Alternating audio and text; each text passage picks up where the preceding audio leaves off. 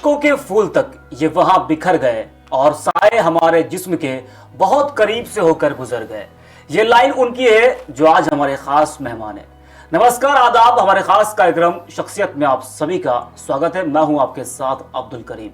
शख्सियत में आप अक्सर किसी नेता को सुनते हैं, किसी अभिनेता को सुनते हैं, लेकिन आज जो हमारे खास मेहमान है वो किसी तारुफ के मोहताज नहीं है। वो एक मशहूर गीतकार है। जी हाँ, आपको एक गाना याद होगा, 10 बहाने करके ले गए दिल। ये गाना कई सालों पहले सभी की जुबान पर था और आज भी है, क्योंकि मशहूर गीत कभी कोई भूलता नहीं है।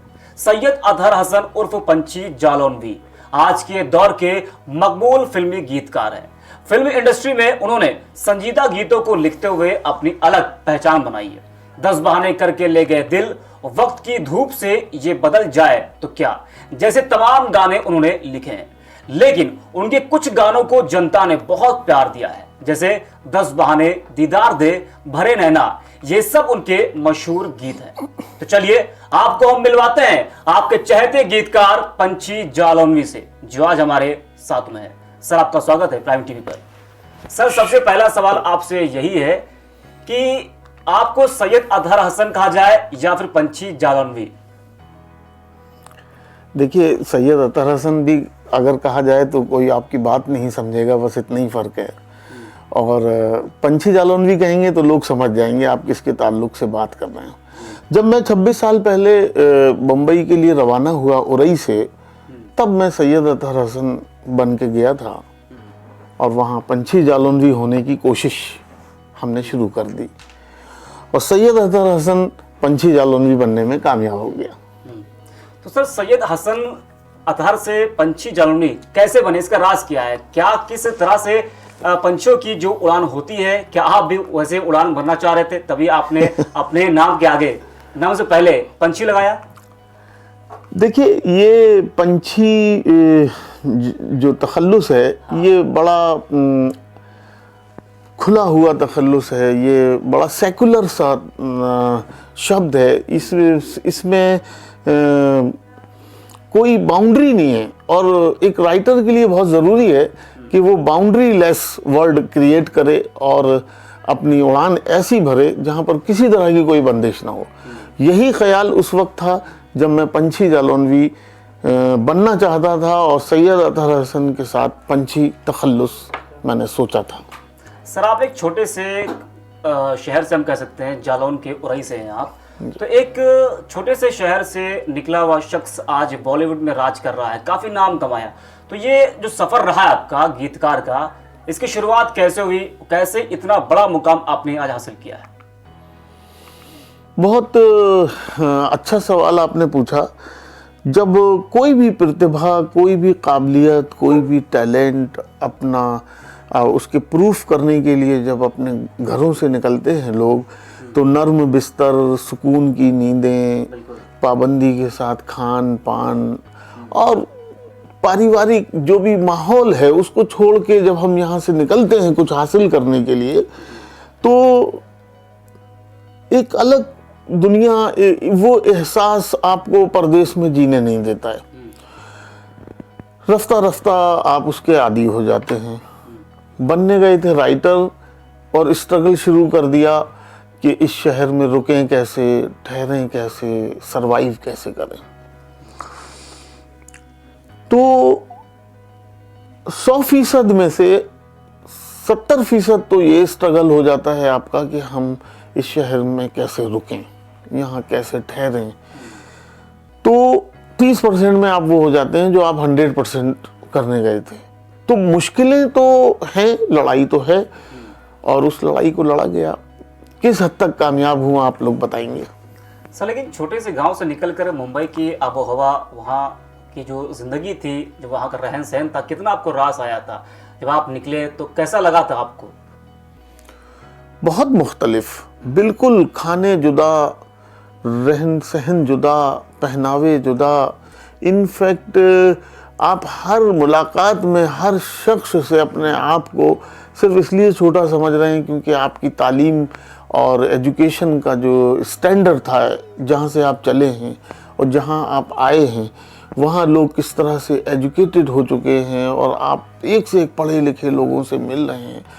तो हर जगह अपने आप को ज़ीरो महसूस करना और फिर उस ज़ीरो से हर शोबे में एक सफ़र तय करना और उसमें 2 कदम आगे निकलना, ये हर रोज़ का स्ट्रगल था जब मैं परदेश गया।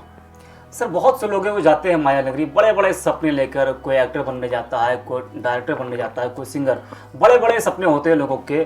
तो ऐसा कोई वाकया आपको याद है कि आपको लगा कि हमको मुंबई से वापस लौट जाना चाहिए अपने गांव?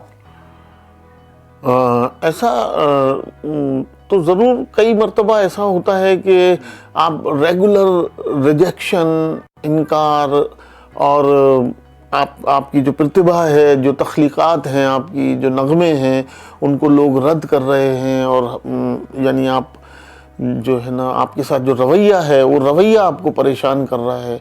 कई बार इरादा बनता है, लेकिन इरादा वो जो आपने बनाया था वो कितना मजबूत है और जो अब बन रहा है वो कितना कमज़ोर या मजबूत है, उसी पर सारी चीज़ें मुनहसर हैं, उसी पर सब कुछ ठहरा हुआ है। अगर आप अपने अंदर अपने आप से किए हुए वादे को पूरा करने के लिए घर से निकले हैं, तो मुझे लगता है कि उस इरादे से ज़्यादा मजबूत कोई इरादा नहीं हो सकता। सर आपकी जो किताब है 2 सफ़र, उसके मुताबिक बचपन से ही कोर्स की किताबों से ज़्यादा आप कविता, शायरी, फिल्मी गीतों से लगाव रहा है आपका। तो बचपन में लिखने पढ़ने से बच्चे भागते हैं बहुत ज़्यादा, लेकिन आपको बहुत लगाव था उससे। मुझे सही बात है, मुझे कोर्स की किताबों में उतनी दिलचस्पी नहीं थी। और एक मैं बहुत अनूठा सा एक वाक़या बताता हूँ। मैं हाई स्कूल का इम्तहान, उसका रिज़ल्ट आया तो मैं उसमें फ़ेल हो गया। और पहले अखबार ऐसे आते थे कि वो रिज़ल्ट आता था तो वो एक किसी ख़ास जगह पर आता था और वो सब लोग कुछ पैसे देकर रिज़ल्ट बताता था वो। तो मैं फ़ेल हो गया जब, तो मैं मेरी अम्मी को पता था कि मैं रिज़ल्ट देखने गया हूँ, घर पे सबको पता था मैं रिज़ल्ट देखने गया हूँ। तो इन सब का दिल ना दुखे और मार्कशीट और बाकी चीज़ें तो बहुत बाद में आती थी। तो मैं जब फ़ेल हो गया तो मैं मिठाई लेके घर गया और मैंने वहाँ ना ये बताया कि मैं फ़ेल हो गया, ना ये बताया कि पास हो गया। बस मैं ये कहता रहा, मिठाई देख के समझ जाइए, मिठाई देख के समझ जाइए। मुझे ऐसा लगा इन लोगों को दुख ना हो, इन लोगों को ऐसा ना लगे कि मेरी माँ को दुख ना हो कि 1 साल ख़राब हो गया और फेल हो गए। मैंने कहा जब पता चलेगा जब चलेगा। तो फेल होने पे मिठाई ले जाने वाला पहला विद्यार्थी हूँ, सिर्फ इसलिए कि मेरी माँ को दुख नहीं होना चाहिए। एक बड़ा काम किया था आपने जी। पिता आपके जेई थे जी। एक जेई का बेटा गीतकार बन गया, वो भी गीतकार बना नहीं, बहुत बड़ा गीतकार बना है। तो जेई का बेटा गीतकार कैसे बना? कैसे दिमाग में आया कि हमको गीतकार बनना चाहिए? असल में ख़ानदान मुंसलिक रहा उर्दू लिटरेचर से। काफ़ी हस्तियाँ उर्दू लिटरेचर की हमारे ख़ानदान से वाबस्ता हैं और वो एक ब्लड का मामला हो सकता है कि कहीं ना कहीं छोटा मोटा अंश उनका मुझ तक पहुँचा शायद। तो मेरे वालिद साहब भी मुशायरे और ख़ुतूत नवीसी, जो कि अब पूरी तरह से ख़त्म है, उसमें उनको बड़ी महारत हासिल थी।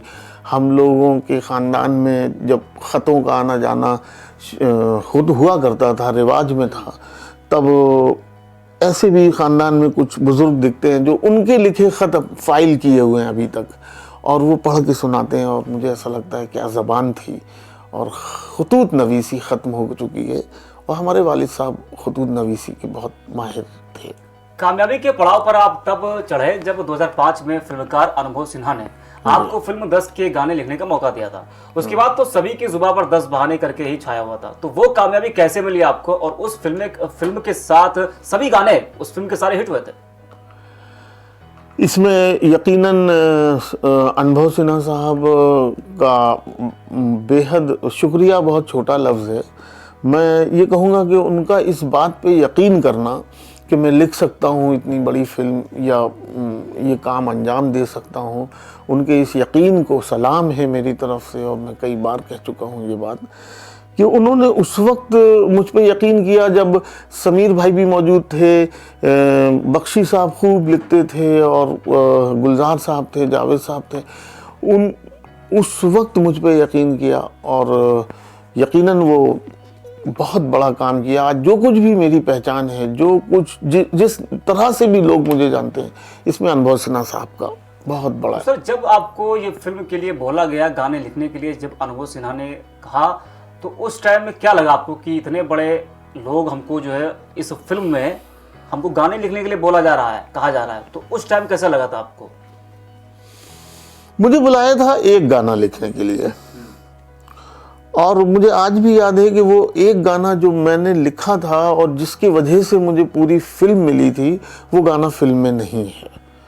तो मैं वो एक गाना लिखने गया और मुझे लगा कि इतनी बड़ी फिल्म है और अनुभव सिन्हा साहब हैं, तुम बिन जैसी फिल्म दे चुके हैं, एक गाना भी काफ़ी है।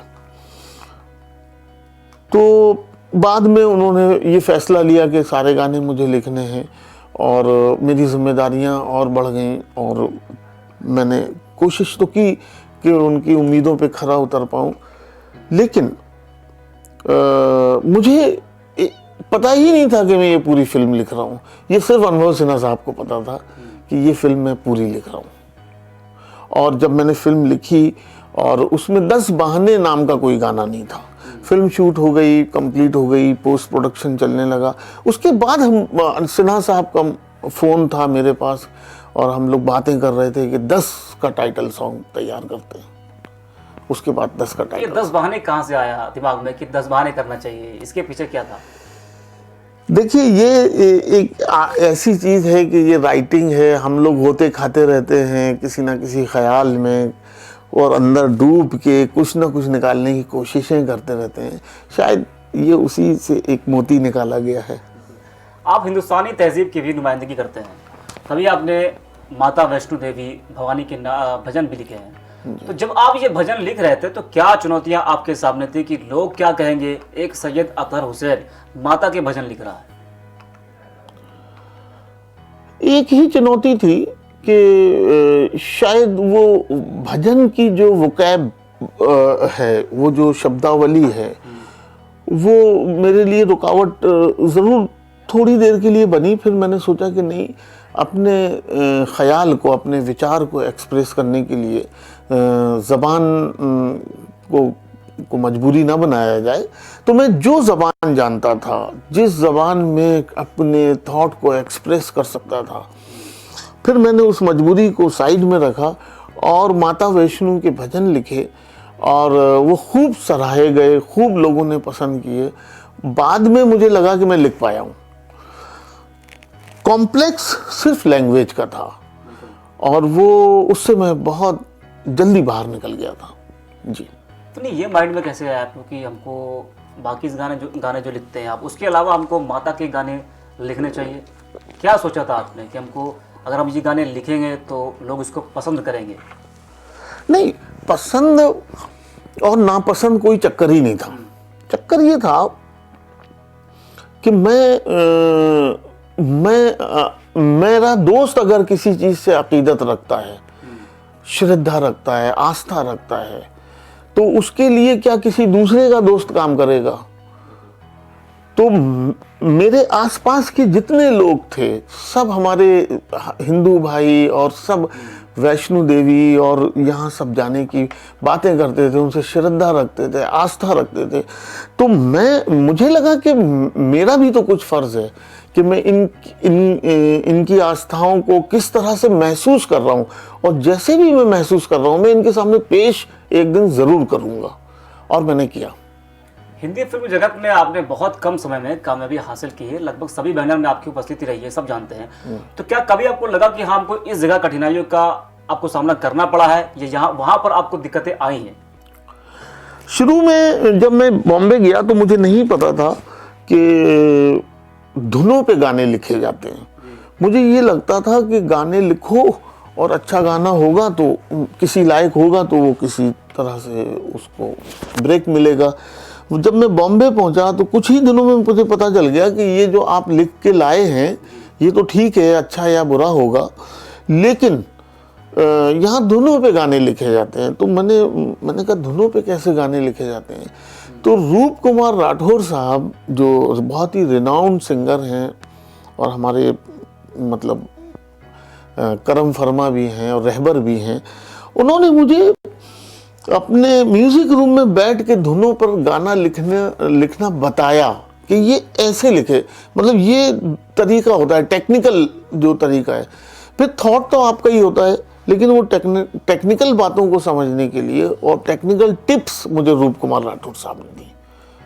फिर हुआ ये कि मैं उसमें इतना मंझ गया और इतना घुल मिल गया कि मुझे अब ऐसा लगता है कोई धुन दे दे तो मैं गाना लिख दूं।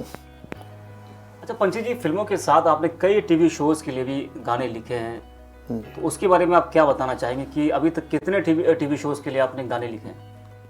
देखिए, मैंने बेशुमार टीवी शोज के लिए गाने लिखे हैं।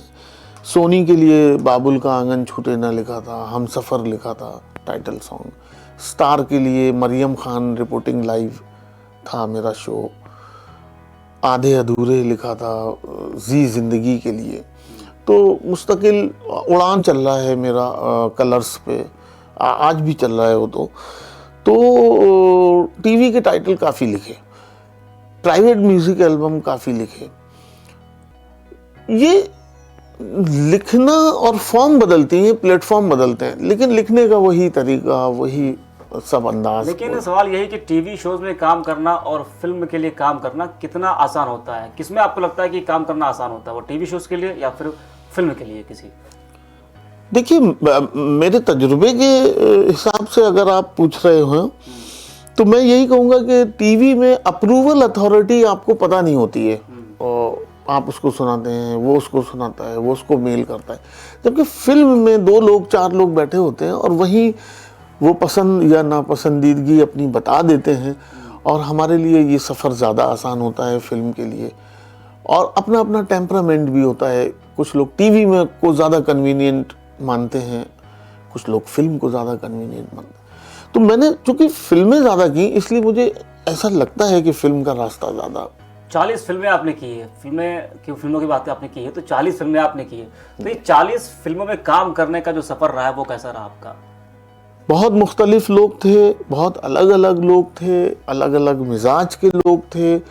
और मुझे जगजीत साहब ने भी गाया, मुझे हरिहरन ने भी गाया, तो मुझे मिक्का ने भी गाया, और मुझे देवनेगी ने भी गाया। तो ये एक पूरा सफ़र है जिसमें एक आप कह सकते हैं कि